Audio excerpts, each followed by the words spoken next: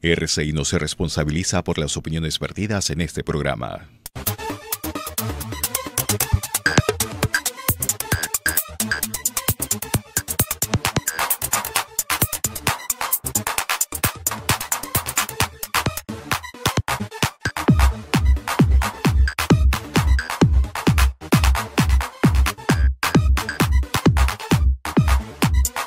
Y además estamos inmersos en una campaña electoral que se tiene que desarrollar en una serie de características que exige el que estemos viviendo una pandemia mundial como la del COVID-19.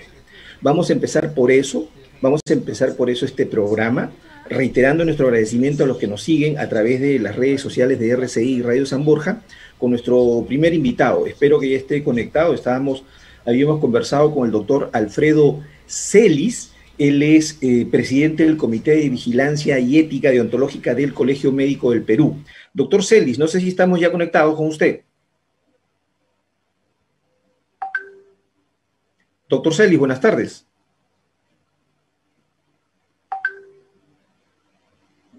Vamos a ver, estamos terminando con esto de la pandemia y el trabajo remoto. Todos los medios de comunicación nos estamos ajustando a las nuevas formas de esta convivencia y la transmisión.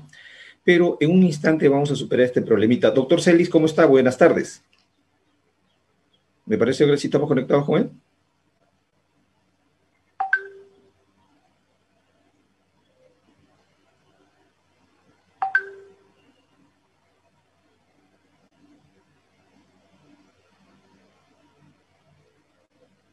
Ya está.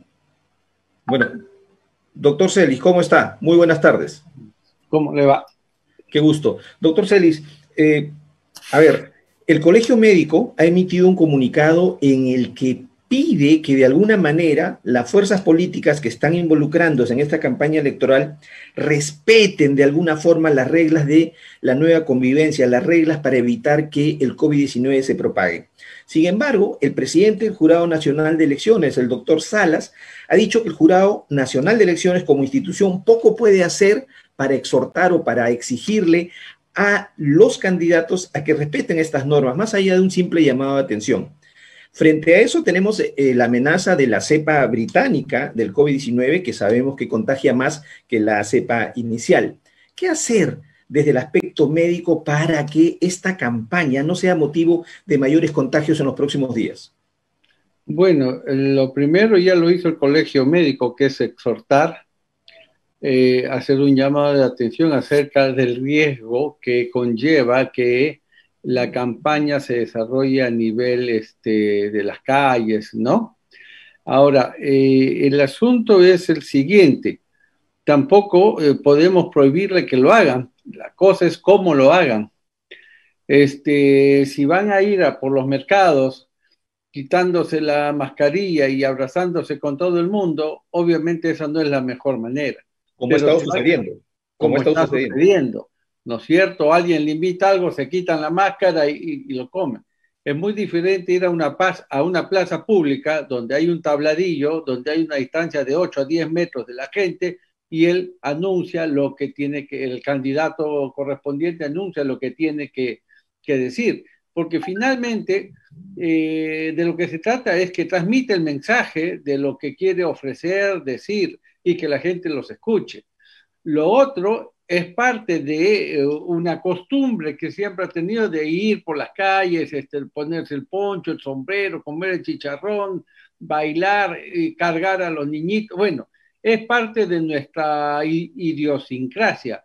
Pero en este momento tenemos que hacer un alto a todas esas cosas porque por encima de todo está la salud de toda la población. Por lo tanto, yo creo que en ese sentido la exhortación a que los candidatos hagan sus mítines, hagan sus reuniones, pero guardando las medidas de bioseguridad correspondientes. ¿No estaría usted de acuerdo? Alguien lo ha mencionado esta mañana que va a ser muy difícil por parte de la Policía Nacional vigilar, controlar estos actos de campaña que sean posibles focos de infección, de contagio. ¿Ustedes cómo verían como colegio médico que se prohíban todo ese tipo de actividades? Yo creo que es muy difícil que se prohíba. Escuchaba hoy día en la mañana a alguien que decía, bueno, si no se puede prohibir, entonces que se posterguen las elecciones. Eso ¿no? es más complicado todavía, ¿no? Eso es más complicado Es más todavía. complicado porque un poco que le daría la razón a quienes pensaban que el gobierno que asumió tenía la intención de quedarse bajo esta Así es. perspectiva, ¿no es cierto? Ujú. Igual se le decía al anterior que dejó el gobierno, igual a este. Entonces, en ese escenario complicado de postergar las elecciones, porque esta situación no da para más, yo creo que lo que se tiene que hacer es lo que le he dicho. ¿Cómo se llama? Que se autorregulen, así que es un término que se utiliza mucho en el periodismo, ¿no? Sí, Hay que, déjeme decirle que no sí, comparto su optimismo por una sí, autorregulación por parte de los políticos, ¿ah? O sea, que son tan llamados a romper las reglas con la intención de hacer proselitismo y este sea efectivo entre los electores. sí, en esa parte tiene razón, pero el problema no solo de los políticos, no, sino de quienes lo escuchan, y el problema es de todos. Si yo Así es, estoy parado es un ahí, problema de todos. A así es, propósito de y, todos, sí, de todos los sectores, a partir de la opinión de algunos, entre comillas, conocedores del tema, se ha criticado la posibilidad de que la vacuna de origen chino sea eficiente o no. Si es de origen chino, soviético, verde, roja, eso es lo de menos, ¿no? Lo importante es que efectivamente sirva. ¿Sirve o no? ¿O va a servir o eh, no? a raíz de lo que yo he escuchado de gente que conoce el tema, que los que están allegados con, y que han participado en los ensayos clínicos que se han estado haciendo con la vacuna Sinopharm, dice que es de total garantía. Es más, la forma de procesamiento de esta vacuna es la misma de todas las vacunas que tenemos, utiliza el virus atenuado El o virus atenuado. inactivado. Por lo Uh-huh. tanto, es totalmente segura. Pero vuelvo a nuestra, y digo nuestra porque somos parte de todo esto, de nuestra idiosincrasia. Yo le aseguro que si en vez de la China hubiera llegado la rusa, estaríamos en la misma situación, ¿no? O sea, no, rusa no, porque es de rusa, no se ha aprobado, y Putin ha dicho que por encima de los 60 no sirve. O sea, somos un poco así, pero Uh-huh. yo creo que esta vacuna va a cumplir su cometido. Doctor Cualquier Celis. vacuna tiene su grado de eficacia. Ninguna vacuna es 100% eficaz en cubrir a todo el mundo. Tiene su riesgo, pero la mayoría cumple con los estándares por encima de 60% de efectividad, y la que va a llegar está acá, la Sinopharm está en el 80% de efectividad. Doctor Celis, ¿estamos en un rebrote o en una segunda ola? Esa es una cuestión semántica importante. Yo considero que estamos ya iniciando una segunda ola, como cuando usted está en la playa y ve que viene una ola que se está acercando y va creciendo y va creciendo, y yo creo que estamos viendo el inicio de esta segunda ola que debe ir creciendo a la luz de los indicadores que nos dan cada día, ¿no? Yo se lo preguntaba por lo siguiente, porque siento que desde las autoridades del Ministerio de Salud quieren marcar esa diferencia. Dicen rebrote porque rebrote pueden ser hechos aislados que se pueden controlar. Evitan decir que estamos en una segunda ola, que es, como usted dice, cuando viene la marea, difícil pararla. ¿No es cierto? Le preguntaba eso para preguntarle una cosa más. ¿Estamos preparados para el rebrote o para la segunda ola o no? Si no estuvimos preparados la primera, menos Ahora, podríamos estar para la segunda. inocencia de mi parte preguntarle eso. Inocencia de ¿Por mi parte qué? preguntarle eso. Pero ¿Por, ¿Por qué? Porque ya las condiciones eran precarias cuando apareció la pandemia y se hicieron los esfuerzos respectivos para tratar de contrarrestar, no sé, un poco a veces tapando huecos, viendo de qué manera solucionábamos esto. Después que pasó esta llamada primera ola, llamemos junio, julio, donde teníamos una tasa de infectados hasta de 9.000, 10.000 por día y más de 200 muertos por día, yo creo que se pecó de optimismo de que ya esto estaba pasando y ya no iba a regresar, y se desactivaron muchas unidades, muchos centros de hospitalización, se despidieron colegas de CAS, COVID y COVID, y entonces un poco que se pecó, como le digo, de optimismo. Entonces incluso no se renovaron contratos, se despidieron, y ahora que ya vemos que esta segunda ola aparece ya ante nosotros, nuevamente estamos tratando, no, sí, hay que volver a contratar, hay que ampliar, pero, por ejemplo, va a ser muy difícil que se amplíen las camas UCI, ¿no?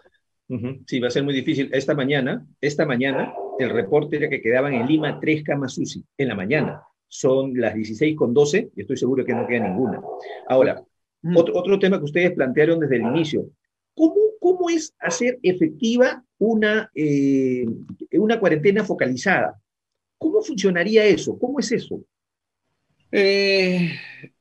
Una cuarentena generalizada ya no funcionaría en este momento. Tampoco funcionó en la primera vez. Pensamos optimísticamente que sí iba a funcionar, pero a la luz de los resultados vemos que no funcionó. Una cuarentena focalizada se refiere a determinar geopolíticamente dónde está la mayor concentración de transmisibilidad o de transmisión de la infección. Y entonces, ese sector, por decir, en Piura, que es uno de los sitios más afectados en este momento, igualmente Chiclayo, Tumbes también, uno encuentra que en la zona, por decir, de Sullana es donde más, entonces tú cierras y haces una cuarentena de todas esas zonas, de toda esa región, e inmovilizas por promedio 2 semanas, ¿no? Para tratar de aminorar la diseminación de la transmisión de la enfermedad. Eso se entiende por cuarentena focalizada, o sea, instalar la inmovilización, pero a nivel, o sea, la jurisdicción sería regional. Dependiendo pues de la determinación. Porque en Lima va a ser bien difícil entender y aplicar una cuarentena en San Juan del Lurigancho, o en Comas, o en Villa El Salvador, ¿no es cierto?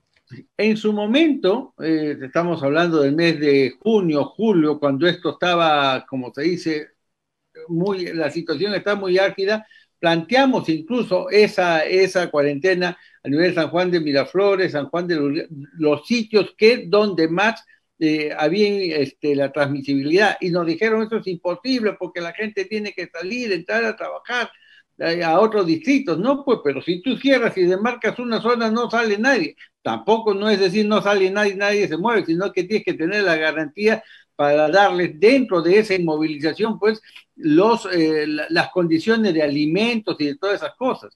Si no tienes esa logística, es inviable que lo puedas hacer. No es solamente encerrar a la gente a su casa, y eso lo vimos con la cuarentena pasada. Llegó un momento, la cuarentena se levantó de facto, la levantó la población, no la levantó el gobierno. Cuando el gobierno levanta la cuarentena a fines de mayo, ya la gente estaba en la calle. Ya lo había rebasado, ya lo había rebasado. Doctor, una pregunta chiquita, ¿cómo va su vicedecano de salud? El doctor Ciro Maguiña está yendo bastante bien, ya salió de alta, tiene algunas secuelas propias de la infección, que en su caso ha sido de leve a moderada o moderada.